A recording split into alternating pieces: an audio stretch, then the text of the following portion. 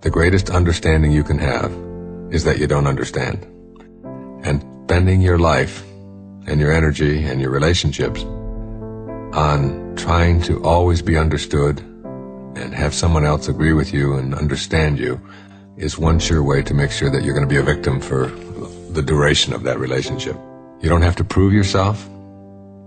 You don't have to allow yourself to be in a position where someone else is demanding to be understood by you.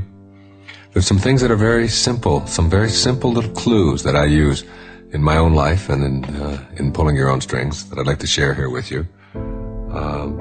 Under the heading of being quietly effective and knowing you're never going to be understood. First is that shrugging is a virtue. If you could just learn the art of the shrug. I like Ayn Rand's title, Atlas Shrugged. Atlas holding up the whole world and just shrugs. And the whole idea of not having to be in a position to defend yourself or to be understood, or somebody's demanding something from you, when you could just sort of shrug your shoulders and say, well, I don't understand. I just don't understand, and that's okay.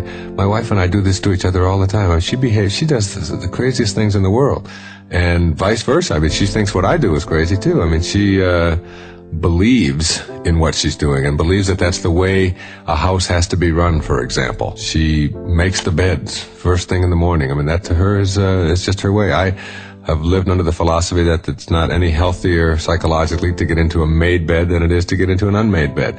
But she makes the bed. I don't understand somebody getting out of bed in the morning and making the bed, but I don't have to understand. It's not necessary for me to understand. I don't have to get into a you're wrong and I'm right attitude toward it. It's just a simple shrug. If you want to make the bed, that's terrific. I'll even help you if you want to. Just let it go. You don't have to. I don't have to understand that. She puts the glasses in the cupboard with the lips going down. I put them facing up. I don't understand that. How could anybody face them down? But that's the way she does things, and that's perfectly all right. And you know something? Life is full of those little things. Everywhere you go, you're going to encounter people who do things their own way.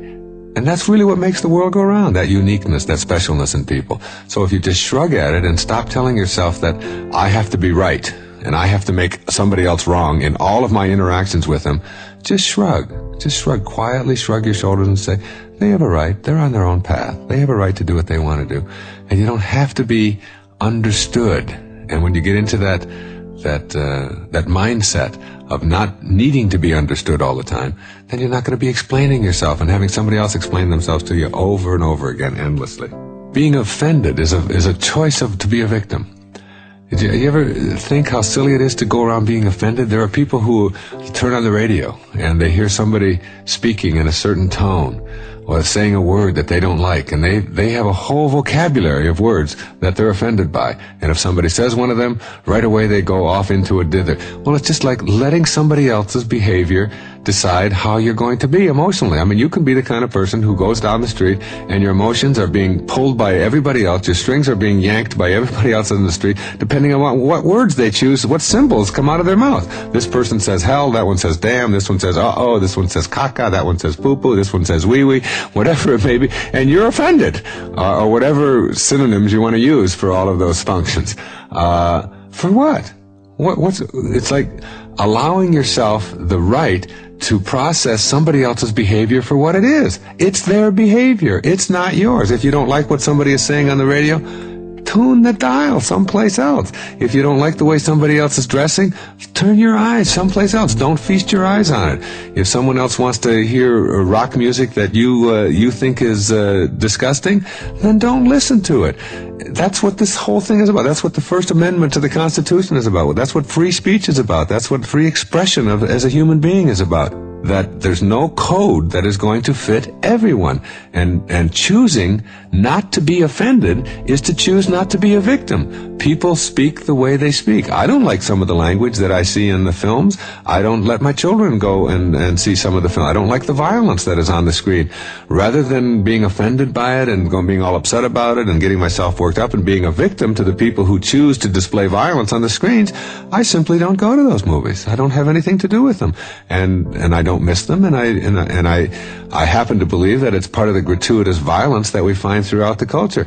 But I'm doing what I can to eliminate that. But being offended by it, being upset by it, it's as silly as being offended by starvation. Starvation is a part of what the universe is about, and so is my desire to change it and to improve it.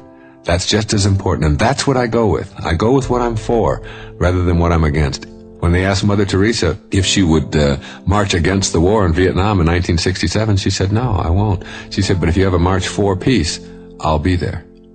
Everything that you're against weakens you. Everything that you're for empowers you. So the question is, do you want to be empowered or do you want to be weakened? Everything you fight, you'll be weaker for the effort. Everything that you're for will empower you.